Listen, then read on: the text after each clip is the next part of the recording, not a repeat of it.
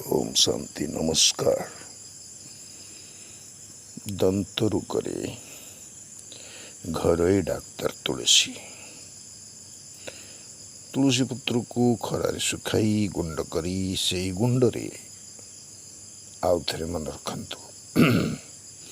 तुलसी पत्र को खरारे सुखाई गुंड करी से गुंडरे प्रतिदिन दांत घषिले दांत रोग भल हुए। एही गुंड को सोरिष तेल रे मिसाई दांत घसा जाई पारे।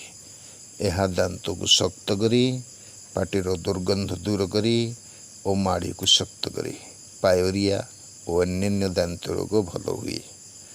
तेरे मुंड व्यथारे तुलसी प्रयोग 10-12टी तुलसी पत्र को 2 कप पानी रे पकाई 1 कप रहिबा पर्यंत गरम करिवे।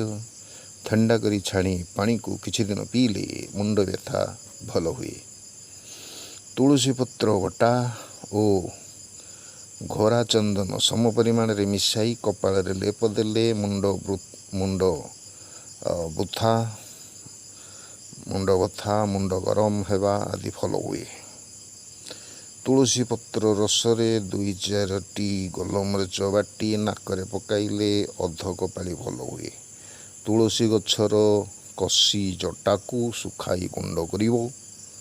एही गुंड 2 ग्राम सह महू मिसाई किछि दिन चाटी खाइले अध कपाली संपूर्ण भल हेबो। आउ थरे कहि देउछि। तुलसी गछर कसी जटा को सुखाई गुंड करिवो। एही गुंड 2 ग्राम सह महू मिसाई किछि दिन चाटी खाइले अध कपाली संपूर्ण भल हेबो। तेबे वीडियोटी जदि आपण मानकु भल लगी थाए तेबे अन्य मानकु शेयर करंतु। वीडियोटी को निजे लाइक करंतु एवं सब्सक्राइब बटन टी को जदि प्रथम थर देखुचंती तेबे सब्सक्राइब कर दियंतु एवं बेल आइकन टी दबाई दियंतु। तेबे कान रोग रे तुलसी कान टाणिबा और कानर श्रवण शक्ति ह्रास हेले 2 टोपा लेखा तुलसी पत्र रस पकाइले भल हुए। आउ थे शुणी नियंतु। कान टाणिबा और कानर श्रवण शक्ति ह्रास हेले 2 टोपा लेखा तुलसी पत्र रस पकाइले भल हुए। श्रवण शक्ति अर्थात शुणिबा शक्ति मन रखिबा शक्ति जदि ह्रास हुए।